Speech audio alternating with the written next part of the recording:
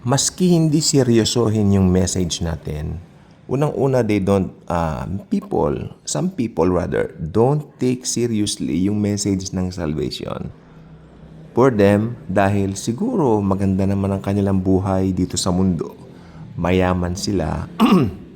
Kasi karamihan po, alam ko po kasi ang sinasabi ko, kasi karamihan po, ganyan po talaga eh. Kasi nag-evangelize po talaga kami ever since mga ilang years ago na rin. So, bahay-bahay pong estilo namin, especially pre-pandemic days. Bahay-bahay po talaga. Makikita mo yung iba, yung pagtanggap sa amin, buong puso. Yung iba naman, gitna lang o sandali, may ginagawa ko, dyan muna kayo. Pero, lumalabas din naman para kami ay attendant or so they say, makinig naman sa message. Pero worse, meron talagang almost kulang na lang itaboy kami niya. Pero inuunahan na namin. Hindi naman namin nahayaan na ibaba ang sarili namin ng ganong level dahil salita ng Diyos ang dala namin eh. Hindi naman basta-basta. So, yun po ang mga na-observe ko sa katagalan. So, lalo na po ngayon, panahon po ng digital age, nag-escalate po talaga ang asal ng mga tao sa hindi kagandahang mga pag-uugali. And besides, nandiyan po talaga ngayon, tahasan kang titirahin sa social media. Sapagkat amin natin sa hindi, part na ng buhay natin ng social media, nandiyan po yung sometimes maganda ang kanilang sinasabi sa comment. Minsan magugulat ka lang, may mga comment na talagang ang babastos talaga ng dating.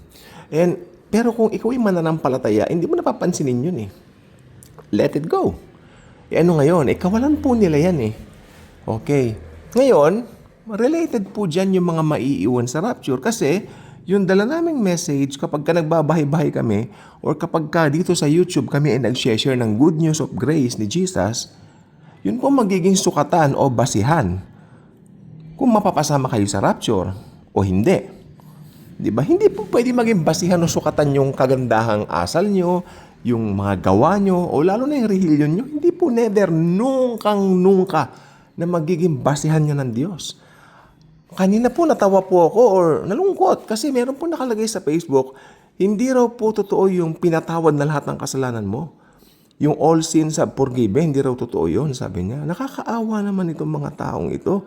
At ito po ang worst, makinig po mabuti. May mga nag-comment ng amen. Kahabag-habag. Pag hindi mo kasi pinaniwalaan ang finished work ni Kristo sa krus, impyerno ka talaga. Kasi yung pong ginawa niya sa cross, yun lang po magdadala sa atin sa langit. Wala na pong iba.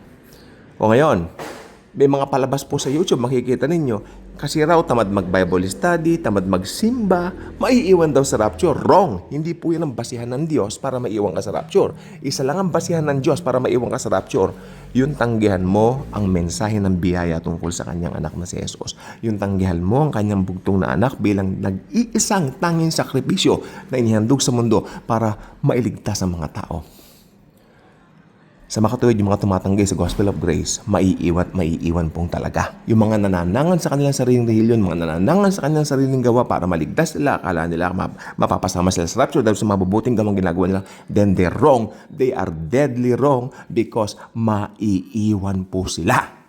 Sila yung maiiwan at haharap sa 7 taong singkad ng tribulasyon na darating sa mundo.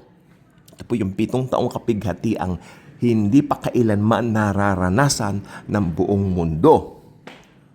There and there, ako naniniwala po ako, there and there, mapagtatanto nila yung grace. Kasi ngayon, sabihin mo, nagpapakilalang Kristiyano, pero hinahaluan nila ng works. Amen? Especially yung salvation, they include their works, which is kailanman hindi magliligtas. Hindi po masyado mahaba itong vlog na ito. Ulitin ko po, pagdating naman po ng tribulation, may chance bang maligtas? Yes po. Kaya lang, sa paraang, sa bagay, nandiyan naman po, basahin na lang po niyo yung nilagay kong post sa baba. I-click niyo po, may nakalagay po sa baba, basahin na lang po niyo. Okay? Yung po ang sukatan niyo ng basihan. Bakit ka naiwan? Not because of the things na ginawa mo. No. Dahil tinanggihan mo si Kristo. At the same time, pupunta ka ng langit dahil tinanggap mo si Kristo Jesus bilang Panginoon mo, tagapagligtas, by believing His sacrifice as the only sacrifice na makapagdadala tayo sa kalangitan.